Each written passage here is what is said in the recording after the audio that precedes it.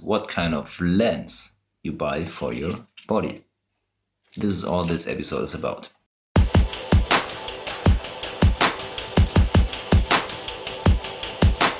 When you think of purchasing a lens, then you should also think of what kind of lens you want to purchase. There are several options. First one is you buy your lens together with your body in a kit. And there's a second option, you just purchase the body separately from your lens. So what are kit lenses? Kit lenses are bundled with the body and they are sold as a kit. Therefore they are called kit lenses. They have a good build quality, a good price to performance ratio. The cons are the build quality is not as high as for those better lenses, more expensive professional ones. You just get average f-stops or aperture or speed.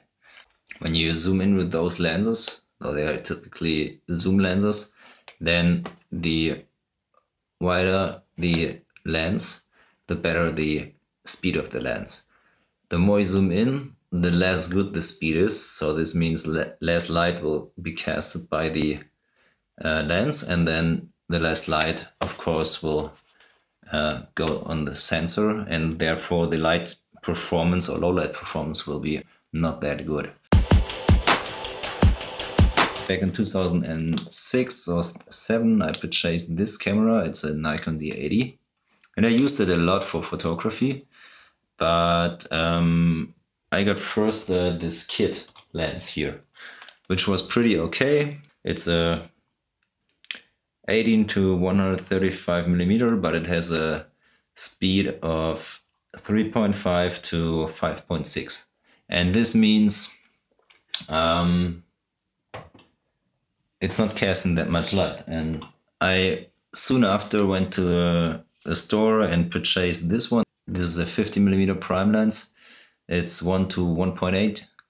And this totally changed working with this camera because I could get way better photos in low light, way nicer bouquets and depth of field. What other lenses are there? So I purchased, for example, this lens. This is a Vario 1 to 2.8 and it has a zoom range of 12 to 35 millimeters.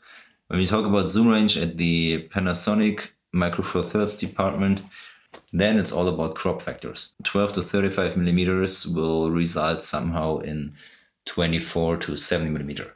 What makes this lens, for example, a pretty good choice because it's a good all-rounder. You have a wide range when you're completely zoomed out, and when you're zoomed in, you have a really nice zoom for B-roll footage on the street, for example, or you can also do a bit of a macro stuff. And when you're at 60 millimeter or 50 millimeter, for example, or 70 millimeter, that's a good range to do portraits, for example.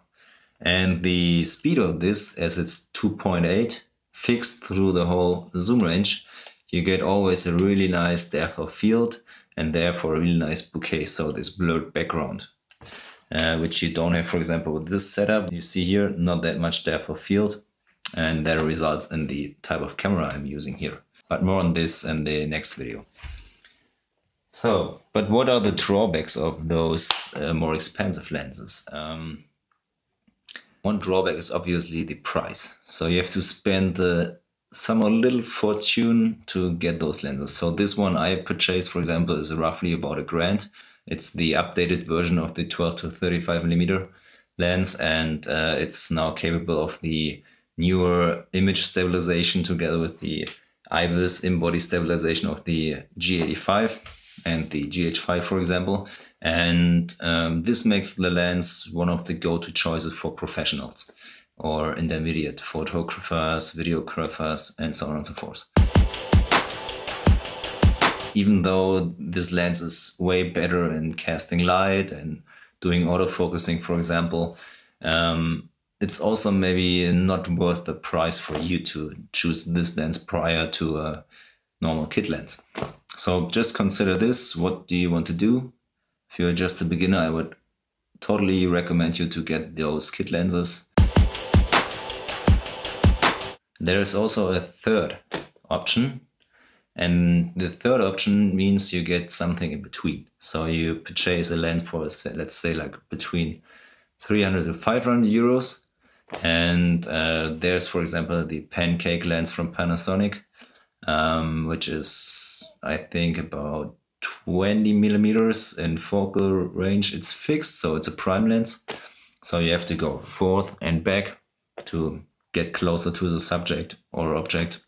But this Pancake, for example, is pretty small. It's like really in size, really small. So it makes those lenses better for the pocket capability of your SLR. It has a f-stop of 1.7. That means it's casting a load of light. Really good for low light situations and working with low ISO settings, and also having a nice bouquet, a nice depth of field, so to say.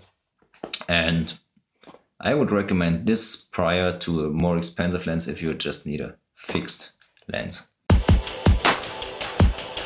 Besides the body, the lens is maybe even on par, maybe even more important on to spend money on, rather than having like 25 megapixels and a shitty lens. It's better to have an okay body and a really good lens or a really fast lens. So just bear this in mind. Hope you liked it. See you soon. Peace.